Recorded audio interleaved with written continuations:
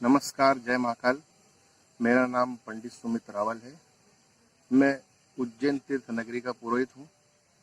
मेरा काम जन्म कुंडली अध्ययन करना एवं उसके अनुसार पूजन पाठ अनुष्ठान आदि करवाना, ये मेरा कार्य।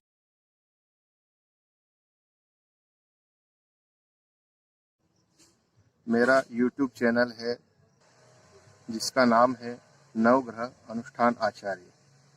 उस चैनल के अंदर मैंने सभी प्रकार के पूजा के वीडियो उसमें डाले हुए हैं, जिससे कोई भी पर्सन ये जानकारी ले सकता है कि किस प्रकार की पूजा कैसे होती है। ज्योतिष एक उस प्रकार का विषय है कि जैसे आप किसी डॉक्टर के पास जाते हैं और उससे पूछते हैं कि मुझे क्या समस्या है, तो डॉक्टर आपको बोलता है कि अभी जो समस्या है उसके लिए मैं आपको कुछ दिन के लिए दवाई लिख देता हूँ, परंतु जब आपका वो कार्य नहीं होता है तो वो आपको एक प्रकार का एक्सरे या एक प्रकार की एक जांच का बोलता है।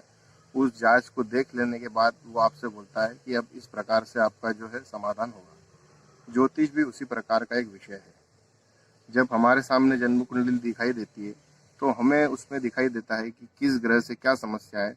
तो एक साधारणतः उस ग्रह को मनाने के लिए भगवान प्रभु परमेश्वर के सामने रख करके पूजा सबसे बड़ा समाधान है, क्योंकि पूजा करवा लेने से ही ग्रह अधिक प्रसन्न होते हैं।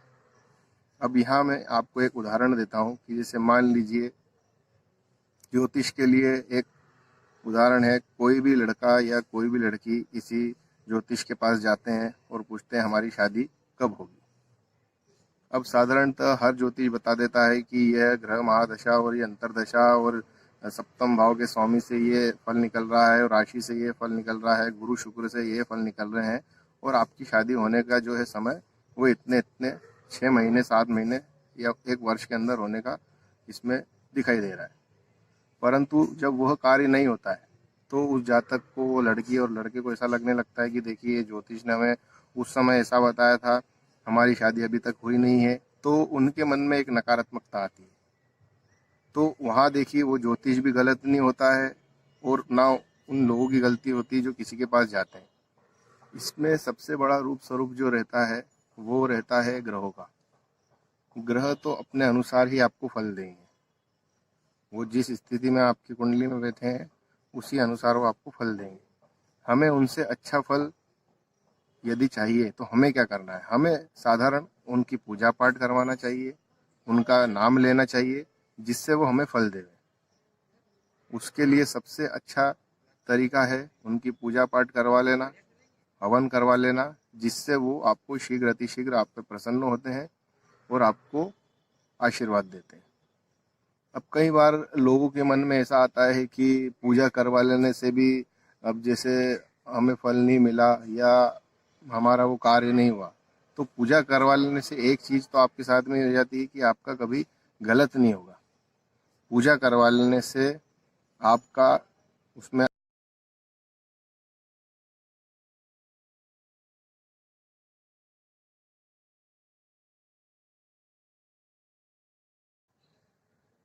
जन्म कुंडली में विभिन्न प्रकार के दोष पाए जाते हैं, जैसे कि ग्रहण दोष हो गया, मांगलिक दोष हो गया, काल सर्प दोष हो गया, गुरु राहु दोष हो गया, मंगल राहु दोष हो गया। तो इन सब का समाधान जो है वो जन्म कुंडली आपका बहुत अच्छे से इसमें बता सकती है कि किस प्रकार से इसको समाधान इसका किया जाए। अब जैसे मैं उदाहरण देता हूँ कि किसी को मांगलिक दोष है, तो मांगलिक दोष भी कुंडली में 5-6 जगह दिखाई देता है, परंतु किस जगह आपको मंगल दोष है उस भाव का आप नाम लेके पूजा कराते हैं तो आपके मांगलिक दोष की शांति का आपको फल शीघ्र मिल जाता है। परंतु साधारण लोग क्या करते हैं, जैसे ज्योतिष के पास जाते हैं, पता पड़ जाता है कि हमारे को मंगल दोष है, तो वो जाते हैं, मंगल शांति जो है वो करवा लेते हैं। पर आपको यह भी जानना चाहिए कि आपकी जन्म कुंडली में मंगल किस स्थान पर बैठ करके आपको मंगल दोष बना रहा है, उस स्थान का भी नाम लेकर के यदि शांति की जावे तो आगे आने वाली समस्याएं जो है वो कम रहे। तो ये उसी प्रकार का एक उपाय है कि जैसे हम कहीं जा रहे हैं और उसका उपचार करवा रहे हैं तो हमें उसे पूर्णतः अच्छे ढंग से करवाना चाहिए ताकि उसका हमें संपूर्ण फल मिल जाए। तो यही मेरा एक उद्देश्य मैं देना चाहता था यहाँ से इस वीडियो के माध्यम से।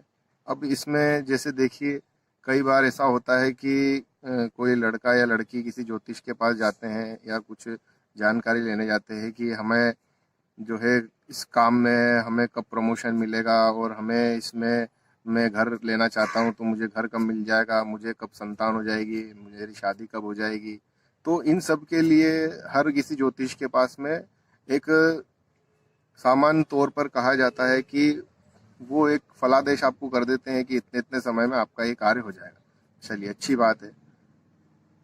फिर वो उस समय की प्रतीक्षा करते हैं, फिर कुछ दिन निकल जाते हैं, उनका वो काम नहीं होता है, वो फिर जाते हैं, फिर वो वहाँ से दूसरा कुछ फलादेश उनका निकलता है, फिर उसके अनुसार वो कार्य करते हैं। फिर दूसरी बार जा कर के फिर फलादेश के लिए वो वहाँ प्रयास करते हैं, उस ज्योतिष से पता करते हैं। फिर वहाँ से कुछ नया फलादेश की जो है उनको नई दिनांक या नई डेट बताई जाती कि इस समय आपका कार्य होगा। फिर उस समय कार्य नहीं होता है तो एक नकारात्मकता आती है कि हमारा तो ये काम हो ही नहीं रहा है, हमारी शादी नहीं हो रही है, हमारा प्रमोशन रुका हुआ है और हमारे को संतान की प्राप्ति नहीं हो रही है। तो ज्योतिष शास्त्र जो है वो वेद का एक अंग है और वेद का अंग होने के साथ साथ यह कर्म कांड से भी इसको जोड़ा जाता है। बिना पूजा पाठ अनुष्ठान के ज्योतिष कार्य अधूरा है। आप इसको इस प्रकार से समझिए कि किसी ज्योतिष ने आपको यदि फलित कर दिया है तो उसकी किसी ग्रह से कोई बातचीत नहीं है। चलिए मान लीजिए कि शादी विवाह के लिए लड़की यदि कहीं गई है तो गुरु का उसने फलादेश देख के या सप्तम भाव के स्वामी का फलादेश देख के, महादशा का देख करके कि कुछ गुरु महाराज की उसको कुछ शक्ति या भाव पता है तो उस प्रकार से उसको जो फलादेश कर रहा है। नहीं, ये उस प्रकार से नहीं हो सकता। गुरु महाराज को आपको मनाना है शादी के लिए तो आपको पूजा पाठ अनुष्ठान को इसको कराना ही पड़ेगा। उसको करवा लेने के बाद गुरु महाराज उस पर प्रसन्न होंगे और उसको आशीर्वाद देंगे। तो कई बार क्या होता है, प्रेडिक्शन हो जाते हैं, ऐसी बात नहीं है, परंतु 100 में से 50 से 60% लोगों के साथ फलादेश बैठ जाता है। पर जिनके साथ नहीं बैठता है फिर उनको ऐसा लगता है कि ये ज्योतिष बहुत गलत है या ज्योतिष को ऐसा मानने लगते हैं कि सारे ज्योतिष ही ऐसे हैं, कुछ भी बोल देते हैं। तो इसको आप एक सबसे बड़ा इसका जो रूप स्वरूप है वो पूजा से ही होकर के निकलता है। अब कई लोग सोचते हैं कि हम पूजा पाठ भी करवा ले तो उससे फल नहीं मिलते हैं। तो इसके लिए मैं यहाँ एक छोटी सी ये बात कहना चाहूँगा कि अपने लोग मौज मस्ती के लिए तो कितनी सारी चीज़ें करते हैं, तो क्या पूजा करवा लेने से उनको इतने विचार करते हो कि पूजा हम कराएंगे उससे फल नहीं मिलेगा। ये उसी प्रकार से है कि जब तक आप कोई लड्डू नहीं खाएंगे या कब तक कोई आप नमकीन चीज़ का स्वाद नहीं चखेंगे, आप पता ही नहीं कर सकते कि आपको लड्डू कितना मीठा है और वो नमकीन जो है उसमें कितना नमक है। और पूजा पाठ में नवग्रह जो है उनको देवता स्वरूप माना जाता है। देवता जो होते हैं वो मंत्रों के अधीन होते हैं और मंत्र जो है वो ब्राह्मण के अधीन होते हैं। मैं सारी पूजा पाठ अनुष्ठान जो है इस उज्जैन नगरी में करवाता हूँ। सभी पूजाएं मैं वैज्ञानिक तौर पर करवाता हूँ। पहले जन्म कुंडली का अध्ययन किया जाता है, फिर उसके बाद आपके लिए शुभ मुहूर्त देखा जाता है। सभी प्रकार की पूजाएं करवाना मेरा काम है। नवग्रह शांति, काल सर्प शांति, मंगल शांति, ग्रहण दोष शांति, गुरु राहु शांति, मंगल राहु शांति, और भी उसमें विभिन्न प्रकार की आपकी जो समस्याएं रहती, संतान से संबंधित शांति के लिए पंचम भाव के स्वामी का देख करके मैं अध्ययन करके करता हूँ। आपको बड़ा पद प्रतिष्ठा चाहिए तो उसके लिए लग्न के स्वामी को लेकर के और दशम भाव के स्वामी को देख करके उसकी पूजा पाठ अनुष्ठान करवाता हूँ।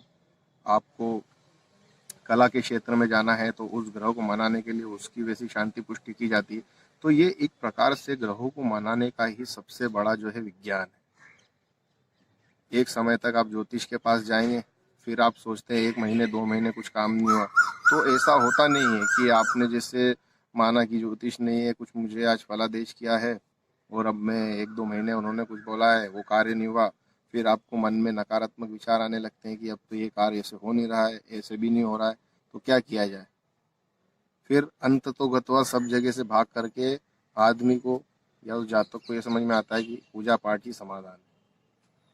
क्योंकि आप लोग यदि इसके बारे में सोचें, या मेरे इस वीडियो के माध्यम से मैं भी बताऊं कि जैसे मान लीजिए एक उदाहरण कि जब कोई व्यक्ति का जीवन पर बात आती है तो सभी के मन में विचार आता है कि हम एक महामृत्युंजय के जाप कराएं। तो ये कहीं ना कहीं किसी के मन में है कि महामृत्युंजय की जाप यदि हम करवा लेते हैं तो प्रभु परमेश्वर महाकाल महाराज जो है कृपा उन पर कर सकते हैं। बहुत से लोगों के साथ ऐसा मैंने देखा भी है मेरे जीवन में कि वो वेंटिलेटर पे हैं और वो बच गए हैं और वो जीवित हैं और वो भगवान को धन्यवाद करते हैं। तो मंत्रों की शक्ति बहुत बड़ी शक्ति है और हम भारत देश में रह रहे हैं तो हमें इन चीज़ों को जो है हमें इनको मानना चाहिए। इसको हम मानेंगे तो धीरे धीरे भगवान भी हम पे कृपा करेंगे। तो इसी प्रकार से ये सारे नवग्रह बने हुए हैं। जिस भी ग्रह से हमें पीड़ा या जिस भी ग्रह से हमें समस्या है तो उस ग्रह को हमें मनाना अवश्य चाहिए। बहुत साधारणतः है, आप अपनी जन्म कुंडली जो है किसी भी ज्योतिष के पास आप जाएं तो उससे एक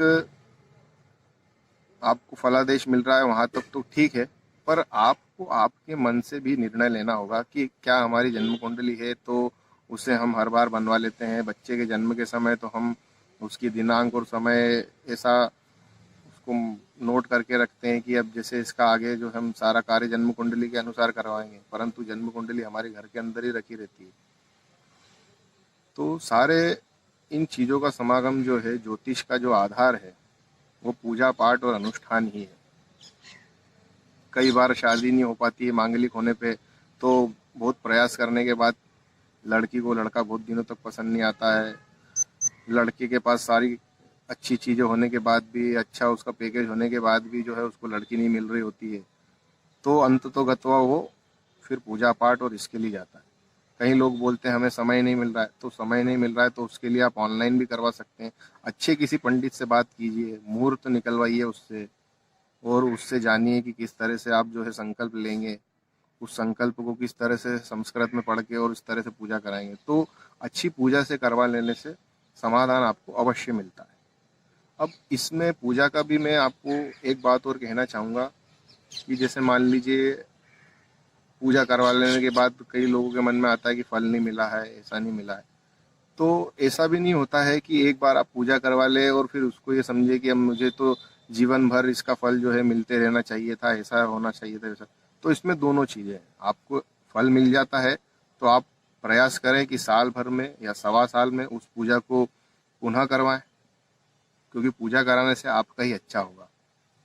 और पंडित जो है मंत्र वो आप ही के लिए बोलेगा, आपका ही नाम उच्चारण करता है, वो आपका ही गोत्र बोलता है, वो वहाँ पे बैठ के आपके लिए वो सभी प्रकार के देवताओं की पूजा करता है वो। तो इसी प्रकार से पूजा जो है वो आपको अच्छा फल दे सकती है। ज्योतिष जो है उसको पूजा से जोड़ा जाए तो पूजा के द्वारा ग्रह प्रसन्न होते हैं और ग्रह आपको अच्छा फल देते हैं। कई बार मैंने ऐसा भी देखा है कि लोग पूछते हैं कि हमें पूजा कराने के बाद फल नहीं मिल रहा है गुरुजी, तो क्या क्या करें हम। तो उसमें कई बार ऐसा पाया गया है कि पूजा करवा लेने से जीवन में कष्ट तो देखिए आना बंद नहीं होते।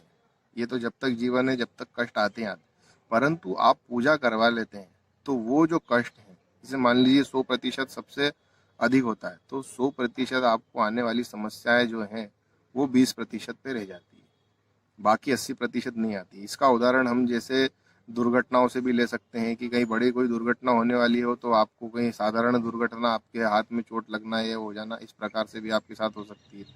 तो वो आपको बड़ी चीज़ें होने से बचाती है, क्योंकि कहीं ना कहीं आपने किसी को मनाया है, किसी ग्रह को प्रसन्न कराया, किसी ग्रह के लिए पूजा करी है, तो वो आपको आशीर्वाद देंगे ही देंगे। इसमें मैं सारी पूजा पाठ अनुष्ठान हवन आदि करवाता हूँ। सभी में मैं जो है सामग्री बहुत अच्छे प्रकार की इसमें उपयोग में लेता हूँ। आपको सभी को बता के सामने करता हूँ पूजा की किस प्रकार से पूजा होने वाली है। ऑनलाइन भी मैं फैसिलिटी देता हूँ। मैं सभी प्रकार की जो है इसमें चीज़ें मैं उपलब्ध करवाता हूँ और मेरा कार्य यही है, जन्म कुंडली का अध्ययन करना और उसके अनुसार पूजन पाठ अनुष्ठान आदि करवाना। मेरा एक नवग्रह का पूरा उसमें मंडल बनता है, उसमें एक में जिस जातक की पूजा होती है उनकी जन्म कुंडली बनाई जाती है, उनकी जन्म कुंडली के योगों के आधार पर पूजा करवाई जाती है। उसमें सर्वप्रथम गणपति देवता की पूजन होती है, लक्ष्मी नारायण की पूजा होती है, बृहस्पति देवता की पूजन होती है, पुण्यावाचन वरुण कलश देवता की पूजा होती है, उनकी कुल देवी की पूजा कराई जाती है, रुद्राभिषेक पूजन, सभी प्रकार के भय के डर को दूर करने वाले महाकाल महाराजा की पूजा होती है उसमें। उसके बाद उसमें नवग्रह शांति होती है, सभी नवग्रहों को मनाया जाता है। आपको यदि एक दोष भी है तो एक दोष के लिए केवल उसी एक ग्रह को नहीं मनाया जाएगा, उसमें पहले संपूर्ण ग्रहों को मनाया जाएगा, फिर उसमें जो ग्रह आपको पीड़ा दे रहा है उसकी अलग से पूजा कराई जाती है, जिसको हम पंचग्रही अनुष्ठान बोलते हैं। उसमें आपके 5 ग्रहों का समागम करके पूजा करवाते हैं। अब 5 ग्रह का ये जो कंसेप्ट है वो उसी प्रकार से है कि जैसे हमारा शरीर पंच महाभूत से बना हुआ है, उसी प्रकार से हम पूजन कर